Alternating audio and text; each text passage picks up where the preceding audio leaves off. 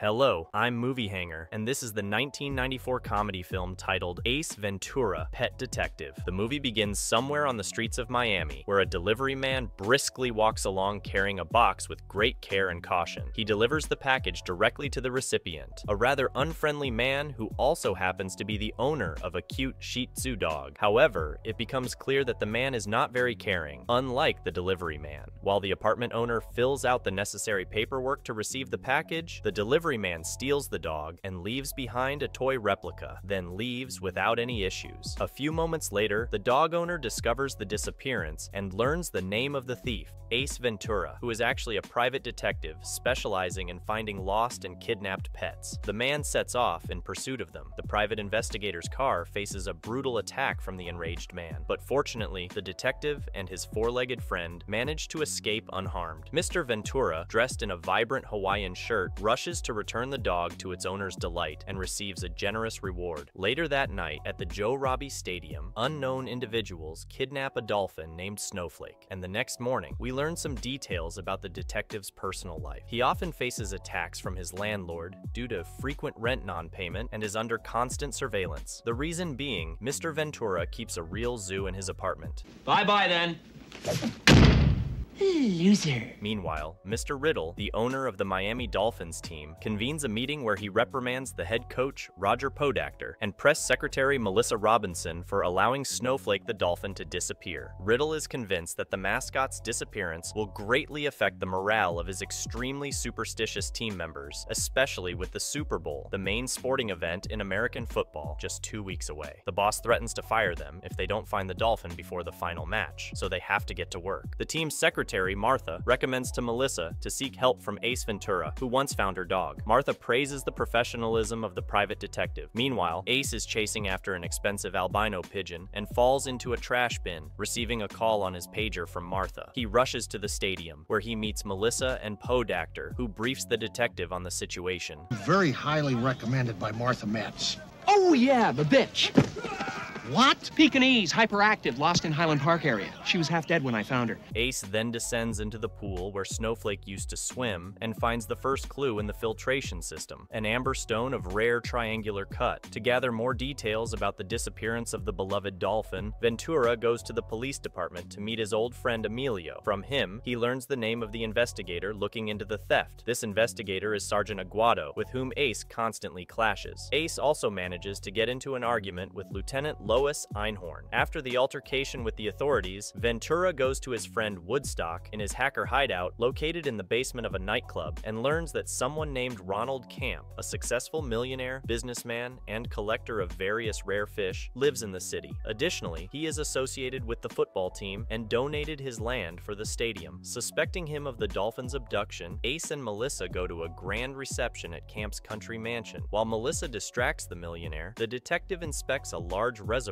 but only finds several huge white sharks when he falls into the water. But luckily, Ace remains unharmed. Leaving the party, Ace notices a ring on Camp's finger with the same amber stone he found in the dolphin's pool filter. It turns out that similar rings with a triangular cut amber piece were given to all players of the winning team by the American Football Conference in 1984. Ace deduces that the culprit is the player whose ring lacks amber and informs Melissa. After an elaborate chase and thorough examination of the entire team, the detective discovers that only 2 players have the amber stone. Melissa suggests a theory she and investigator Einhorn believe, that the dolphin's abduction is the work of animal rights activists, but Ace refuses to entertain the idea, leading to an argument. Melissa receives a phone call informing her of the death of the Dolphins' head coach, Roger Podacter. The police believe that he ended his own life by jumping out of his apartment window. However, Ace is convinced that it is a murder, and a planned one at that. The detective leaves the crime scene, dismissing the police department employees as complete idiots. Losers.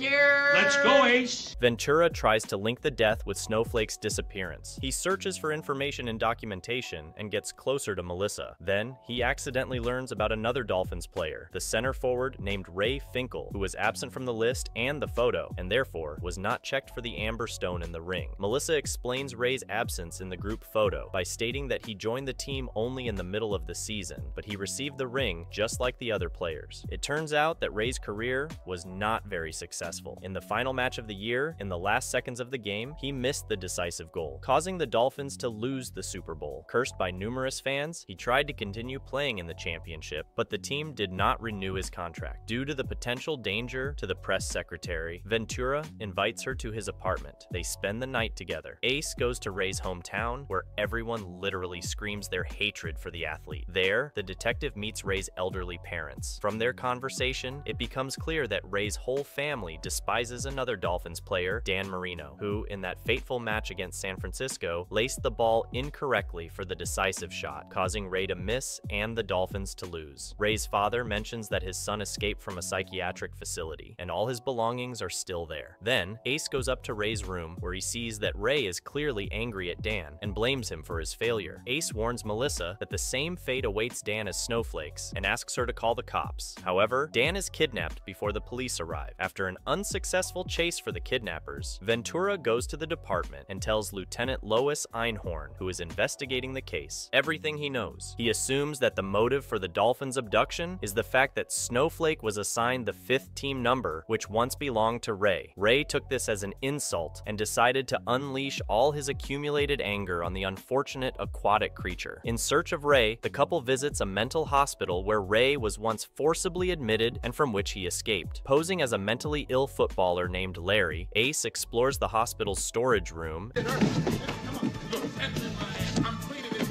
and finds a box with Ray's personal belongings. Among them, the detective discovers a newspaper article cutout reporting the disappearance of a girl named Lois Einhorn, whose body was never found. Ace seeks help from Emilio to inspect Lieutenant Lois Einhorn's desk drawer. In one of them, he finds a love letter addressed to the lieutenant from Roger Podacter. All attempts to find any connection between Ray and Lois end in failure until Ace's little dog lies on Ray's photo. The dog's fur is positioned in a way that Ray appears to have feminine hair, exposing him as a woman. Observing this, the detective finally realizes that Lieutenant Lois Einhorn is actually the former footballer Ray. Ventura frantically brushes his teeth, burns his clothes, and takes a long shower because he recently kissed Lois without knowing she was a man. Einhorn is a man! Pursuing the suspect, Ace ends up in the docks, where he finds both Snowflake and Dan Marino. After dealing with the accomplices, Lois catches the detective and immediately calls the police. As the police approach and are about to arrest Mr. Ventura, Melissa and Emilio appear at the lieutenant's command and save their friend. Ace explains Ray's motives to everyone gathered. He also explains that Lois is not who she claims to be. As proof, he rips her dress off, turns her back to the police, and points out a noticeable male genitalia under her underwear, which Lois was hiding with clamps between her legs. That's why Roger Podacter is dead! He found Captain Winky! This causes the same effect on the police as the detective once experienced. In desperation, the lieutenant makes a final attempt to kill Ace, but falls into the reservoir with Snowflake. Ventura removes the ring from her, which is missing a small amber stone. The movie ends with a fight scene between Ace and the Philadelphia Eagles team mascot. During a football match, Ace tries to catch a rare white dove for which a reward of $25,000 was offered. However, the person in the eagle costume scares away the bird, leading to a confrontation with the pet detective. And that's all for now. Don't forget to subscribe, like, and comment. Bye, everyone.